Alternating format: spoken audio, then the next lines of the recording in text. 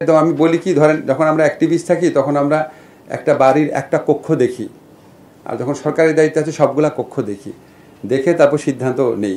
এখন এই জন্য আপনার অ্যাক্টিভিস্টদের কাছে বা আপনাদের কাছে মনে হতে পারে যে দেরি করছে কেন বা এরকম সিদ্ধান্ত নিল কেন, মানে একটু সামগ্রিকতা দেখে সিদ্ধান্ত নিই। সৌদি আরব আমাদের জন্য অত্যন্ত গুরুত্বপূর্ণ, শুধু তো আপনার শ্রমবাজারের না, আপনি জানেন ওখানে কত মানুষ ওখানে হজ করতে যায়, হজের কোটা তারা নির্ধারণ করে, তাছাড়া আমাদের উন্নয়ন সহযোগিতা হিসাবে সৌদি আরবে বিরাট ভূমিকা রয়েছে। এটা আমাদের প্রধান বিচারপতি সাহেব, উনি অত্যন্ত মানে সংস্কার প্রতি আগ্রহী মানুষ, অত্যন্ত মানে সুশিক্ষিত মানুষ। উনার যেমন সংস্কার ভাবনা আছে, আমাদের সংস্কার ভাবনা আছে, দুইটা আমরা আইন মন্ত্রণালয়, আমাদের মাননীয় প্রধান বিচারপতি, আমাদের বিচার বিভাগীয় সংস্কার কমিশন, অধিকাংশ ক্ষেত্রেই আমরা সংস্কারের কি সংস্কার প্রয়োজন সেই ব্যাপারে ঐক্যমত পোষণ করেছি, অলমোস্ট সব ক্ষেত্রেই। তার মধ্যে একটা হচ্ছে বিচার বিভাগের সচিবালয় প্রতিষ্ঠা। এখন এটা আমরা অনেক কনসালটেশন করে করতে চাচ্ছি, বিকজ এটা একটা মেজর স্টেপস হবে। এগেইন একটুখানি হলেও তো রাজনৈতিক দলের সাথে আলোচনা প্রয়োজন, এত বড় একটা সিদ্ধান্ত। এখন আপনারা তো বুঝতে পারছেন, আপনারা অনেক সময় দেখবেন কি আমরা একটু টাইম নিচ্ছি। যাই হোক, আপনাদের একটা তথ্য জানাই, যেমন আমাদের ধরেন ডিজিটাল সিকিউরিটি অ্যাক্ট, যেটা নিয়ে আমাদের অনেক আগে আপনাদের বলেছিলাম চেঞ্জ করছি, বাতিল করে দিব, বাতিল করে নতুন আইন করব। তথ্য এটা কি, এটা নামটা ডিজিটাল না, নিরাপত্তা না, সুরক্ষা আইন, সাইবার সুরক্ষা আইন নামে যে আইনটা হচ্ছে, আমি এটা আবার আমাদের এবারে আজকের বৃহস্পতিবারের মিটিংয়ে উঠতে পারে। সেটা লাস্ট পর্যায়ে আমাদের যারা সবচেয়ে সমালোচনা করেছে আইনের টেক্সট নিয়ে, সবচেয়ে সমালোচনা যারা করেছে, এই সমালোচকরা আমাদের বন্ধু হয়ে, যেন নাম বলে দেই, আইরিন খান আপা, তারপর টিআইবির ইফতেখারুজ্জামান, শহীদুল আলম ভাই, বুঝছেন, ইনাদের মতো আরও প্রায় 20 জন যারা সবচেয়ে সমালোচনা করেছে, উনাদেরকে নিয়েই আমরা বসেছি যে আপনারা বলেন কোথায় কী চেঞ্জ করবো। এটা করে আমরা ফাইনাল ড্রাফট করেছি। তা আমি যখন আমাদের ফয়েজ আহমেদ তৈয়বের কাছে বললাম আমার একটু ফাইনাল ড্রাফটটা পাঠান, উনি আমরা পাঠায় বললো ভাইয়া এটা 32তম ড্রাফট, 32 বার চেঞ্জ করেছি। আমরা প্রচণ্ডভাবে চেষ্টা করছি, মানে সিভিল সোসাইটি থাকতে এত বড় বড় কথা বলতাম, এখন আমাদের হাতের আইন নিয়ে যেন মানুষের মনে কষ্ট না থাকে, প্রশ্ন না থাকে, চেষ্টা করছি। আবার ভুল হলে আবার কারেক্ট করব। তবে আপনার মানে পিছনের এফোর্টটা বোঝানোর জন্য আমি এত কথা বললাম, পিছনের এফোর্টটা বোঝানোর জন্য। আমরা আইন চেঞ্জ করতে চাই, নীতি চেঞ্জ করতে চাই, কিন্তু একটুখানি রাজনৈতিক মানে ঐক্যমতের প্রয়োজন আছে। সচিবালয় পৃথকের পরিপূর্ণ সদিচ্ছা আমাদের আছে, তবে এই ব্যাপারে একটুখানি আপনার একটু রাজনৈতিক ঐক্যমতের দিকে লক্ষ্য রাখছে।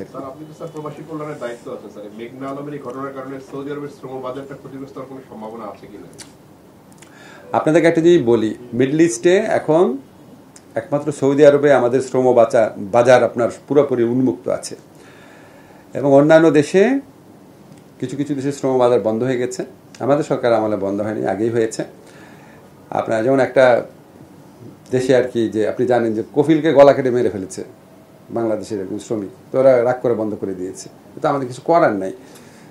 তারপর আপনার আমাদের যে বৈষম্য বিরোধী ছাত্র আন্দোলনের সাথে সংহতি জানিয়ে যে সমস্ত আন্দোলন হয়েছিল, ওইটার খুবই গ্লোরিফাইড একটা ব্যাপার। ওনারা নিজের জবকে ঝুঁকির মধ্যে ফেলে দিয়ে আমাদের সাথে আন্দোলনে সংহতি জানিয়েছেন, অনেক প্রশংসার ব্যাপার। কিন্তু এটার কারণেও আবার শ্রমবাজারের উপর একটা নেগেটিভ ইম্প্যাক্ট পড়েছে। এখন ধরেন যখন আমি অ্যাক্টিভিস্ট ছিলাম তখন আমি কি চিন্তা করতাম যে ডিজিটাল সিকিউরিটি অ্যাক্ট প্রয়োগ করা হলো কেন, বা বিশেষ ক্ষমতা আইন প্রয়োগ করা হলো কেন।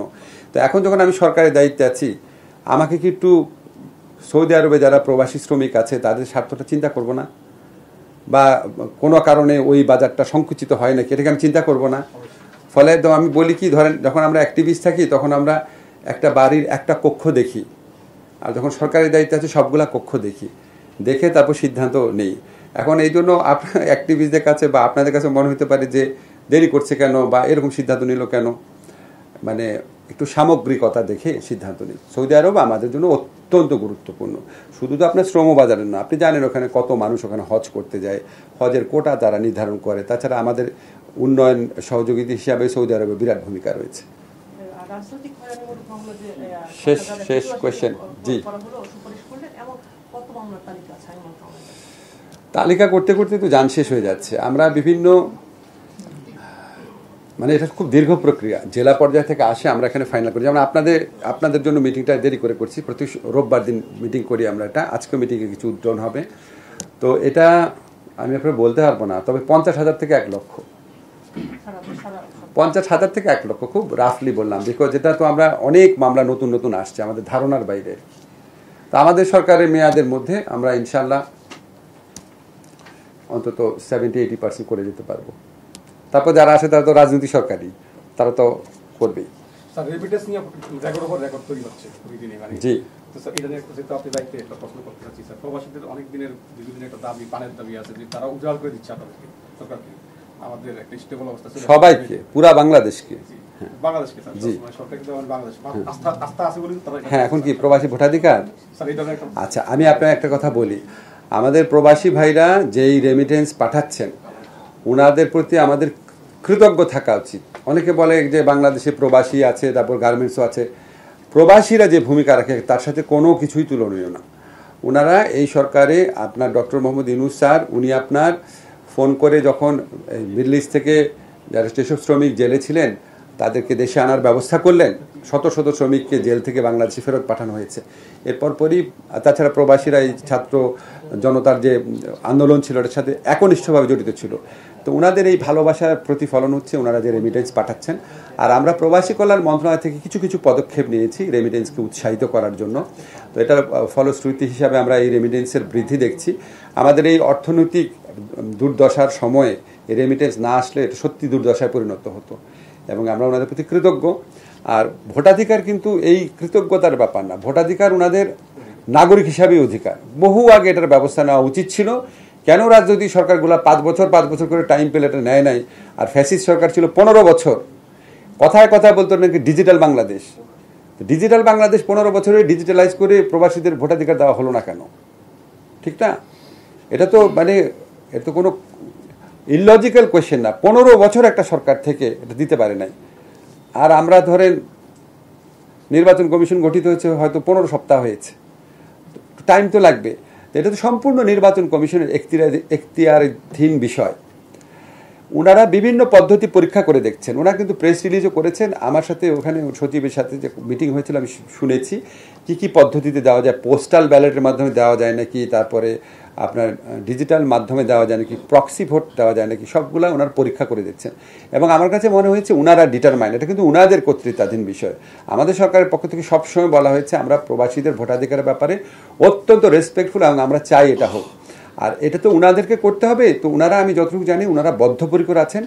কোনো না কোনো প্রক্রিয়ায়, যদি সীমিতভাবে হলেও হয়, কোনো না কোনো প্রক্রিয়ায় ওনারা এটা করতে বদ্ধপরিকর, এটুকু আমি আপনাকে বলতে পারি।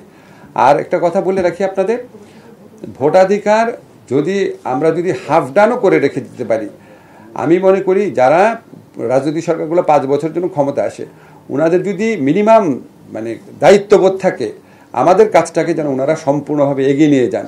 ধরেন আমরা হয়তো প্রক্সি ভোটিং করতে পারলাম, ওনারা সেই জন্য ডিজিটাল ভোটিং করেন বা আরও এটাকে এফিশিয়েন্ট একটা সিস্টেমে পরিণত করার চেষ্টা করেন। আপনাদের অনেক ধন্যবাদ।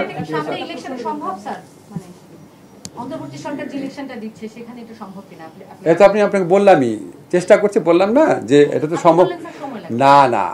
আপনি যে একবার পর আপনি প্রশ্ন শুনেছেন, আপনি আবার রেকর্ডটা শুনেন, ক্লিয়ার আনসার পাবেন। আমি বলেছি এটা নির্বাচন কমিশনের বিষয়। নির্বাচন কমিশন আমাকে বলেছে তারা একটা না একটা পদ্ধতিতে এটা করে যেতে বদ্ধপরিকর। আগামী নির্বাচনকে সামনে রেখেই তারা বলছে। জি, লাস্ট কোয়েশ্চেন, লাস্ট। রাষ্ট্রের জন্য হুমকি স্বরূপ এমন অনেক সন্ত্রাসী যারা আটক ছিলেন 5 আগস্টের পরে তাদেরকে ছেড়ে দেওয়া হয়েছে। সন্ত্রাসীরা দেশের যে ল অ্যান্ড অর্ডারের এখন ভালনারেবল সিচুয়েশন, তা এই কারণে হতে পারে।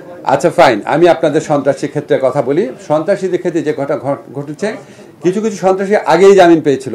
আপনারা কেন একটু ইনভেস্টিগেট করেন? আপনাদের এখানে কি অনুসন্ধানী সাংবাদিক নাই? এই যে সুইডেন আসলাম যে মুক্তি পেল, তাকে কে জামিন দিয়েছে? সে তো অনেক আগে জামিন পাওয়া ছিল। জামিন পাওয়ার পর সে জেল থেকে বের হয়নি, হয়তো মৃত্যুর ভয়ে বা ক্রস ফায়ার হওয়ার ভয়ে। জামিন পাওয়ার পরে বের হয়েছে, তারপর বলা হয় সুইডেন আসলাম জামিন পেয়েছে। একটু ইনভেস্টিগেট করেন না কেন? এই জামিন নিয়ে যে এত প্রশ্ন করেন, খালি আমার থেকে উত্তর চান কেন? আপনারা প্রত্যেকটা ইনভেস্টিগেট করেন। সন্ত্রাসী যারা জামিন পেয়েছে তারা কে আগের আমলে জামিন পেয়েছিল, বর্তমান সরকারের আমলে বের হয়েছে, এটা তার অধিকার বের হওয়া, এত কিছু করার নাই। সন্ত্রাসীদের মধ্যে কারা হাইকোর্ট থেকে জামিন পেয়েছে, কারা আপনার নিম্ন আদালত থেকে জামিন পেয়েছে, কারা জামিন পাওয়ার পর বের হওয়ার পর ওইটাকে উচ্চ আদালতে চ্যালেঞ্জ করে আবার বাতিল করা হয়েছে, কয়জন হাইকোর্ট জামিন দেওয়ার পর আবার আপিলেট ডিভিশন আটকে দিয়েছে, কয়জন আবার বের হওয়ার পর পুলিশ আবার গ্রেফতার করেছে। এগুলো একটা থরো ইনভেস্টিগেশন করেন। থরো ইনভেস্টিগেশন করে আমাদেরকে এডুকেট করেন, তারপর আমরা বুঝতে পারবো আমাদের ভুল কোথায়। আমাদের বলতে বুঝাচ্ছি, আপনারা তো মানে একটা জবাবদিহিতার একটা ইনফর্মাল ইনস্টিটিউশন অফ অ্যাকাউন্টেবিলিটি। আপনারা যদি এরকম thorough in depth information based report করেন, তখন না মনে হবে আচ্ছা এখানে আমার গাফলতি আছে। এখন আপনি যদি হরে ধরে লিখে দেন এই আদালত থেকে জামিন হচ্ছে, আমি যদি দেখি না এখানে তথ্য অসম্পূর্ণ ভুল, তাহলে তো এটা আমার হেল্প হয় না। যাই হোক, আপনারা আমি শুধু বলতে চাই, সন্ত্রাসীদের জামিনের 4টা জিনিস ঘটেছে। এটা হচ্ছে আগের আমলে জামিন পাওয়া লোকরা আপনার বেল বন্ডে বের হয়ে গেছে, অনেক কিছু অধিকাংশ জামিন হাইকোর্ট থেকে হয়েছে। এই জামিনগুলো আবার আপিলের ডিভিশনে বেশ কিছু সংখ্যক বাতিল হয়েছে, নিম্ন আদালত থেকে কিছু কিছু জামিন হয়েছে। শোনার পর আমরা আবার এটা হাইকোর্ট ডিভিশনে আপিল করার চেষ্টা করেছি। কিছু কিছু ক্ষেত্রে বের হওয়া ব্যক্তিদেরকে গ্রেফতার করা যায়নি, অধিকাংশ ক্ষেত্রেই গ্রেফতার করা গেছে। আপনাদের সাথে আমি একমত, চিহ্নিত সন্ত্রাসীদের ক্ষেত্রে আপনার জামিন দেওয়ার প্রশ্নটি আমাদের আরেকটু সুগভীরভাবে বিবেচনা করে দেওয়া উচিত। আচ্ছা, এই যে ইয়ে করেন, আপনারা রিপোর্ট করেন না কেন? জামিন পেয়েছে যে একটা রিপোর্ট আমি অ্যাকিউরেট পাইলাম না। যখনই আমি জামিনের রিপোর্ট থেকে পড়ি, বাংলাদেশে কি ইনভেস্টিগেশন সাংবাদিকতা কি ইয়ে হয়ে গেছে? ওই সরকারের আমলে করতে পারতেন না, এখন করেন না। এক্স্যাক্টলি কতগুলো মামলা জামিন হয়েছে আমি বললাম, যে প্রশ্নগুলো বের করেন, 4টা প্রশ্ন, যে এই সরকার আসার পর কতগুলা জামিন হয়েছে, এই জামিন প্রাপ্তগুলোর মধ্যে কতগুলো আগের সরকারের আমলে জামিন ছিল। আমার সুরিন আসলামের নাম মনে আছে, অন্যগুলো মনে নাই, কিন্তু এই সরকারের আমলে বেল বন্দি বের হয়েছে, এটা বের করেন। কতগুলো উচ্চ আদালত থেকে হয়েছে, কতগুলো নিম্ন আদালত থেকে হয়েছে, জামিন হওয়ার পর কতজনকে গ্রেফতার করা হয়েছে। যেমন আপনাদের একটা উদাহরণ দেই, ভালো করে শোনেন। যেমন একটা মামলার আসামি, ওই যে শিশু ধর্ষণ মামলার যে আসামি ছিল, তার যাবজ্জীবন কারাদণ্ড হয়েছিল, 9 বছর জেল খাটার পর সে বের হয়ে গেছে হাইকোর্ট থেকে। মনে আছে আপনাদের? মনে আছে না আপনাদের?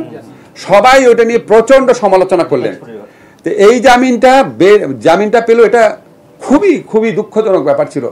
সমস্ত পত্রিকা লিখলো, ফাইন, অবশ্যই লিখবেন। তারপর যে এই জামিনটা আপিলেট ডিভিশন বাতিল করলো, কেউ লিখেছেন? একজন সাংবাদিক আমার প্রশ্ন করার পর আমি বলছি, উনি চমকে গেছেন, তাই স্যার?